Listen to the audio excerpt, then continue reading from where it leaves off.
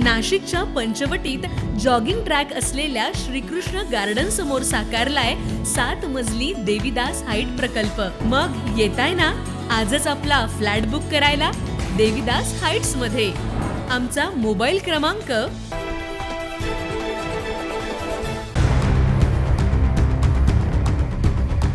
आगामी सण उत्सवाच्या काळात अन्न आणि औषध प्रशासन विभागाकडून अवैधरित्या प्रतिबंधित असलेल्या अन्नपदार्थ विक्री करणाऱ्या विरोधात धडक कारवाईची मोहीम सुरू आहे। नाशिक शहर परिसरातील जेल रोड इथं पान मसाला, सुगंधित तंबाखू यासारखे अन्नपदार्थ साठवून विक्री केली जात असल्याची माहिती नाशिकच्या अन्न व औषध प्रशासन विभागास मिळालेली होती।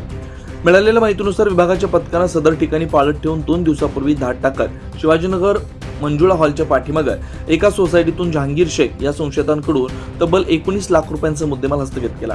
पुढील तपासकामी सदर गोडाऊन सील करण्यात आलं। जहांगीर शेख विरोधात नाशिक रोड पोलीस ठाण्यात गुन्हा दाखल करण्यात आला।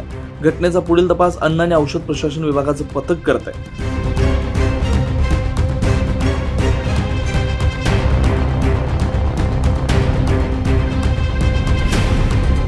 सदरची कारवाई अन्न व औषध प्रशासन विभागाचे श्रीधर दुबे, सहाय्यक आयुक्त राहुल खडे यांच्या मार्गदर्शनाखाली दिनेश तांबोळी, गुप्तवार्ता सहाय्यक आयुक्त विश्वजित शिंदे, मनीष सानप, सुरक्षा अधिकारी गोविंद गायकवाड, किशोर चांदगुडे यांच्या पथकाने केली आहे। 9 न्यूज महाराष्ट्रासाठी प्रतिनिधी नितीन चव्हाण, नाशिक।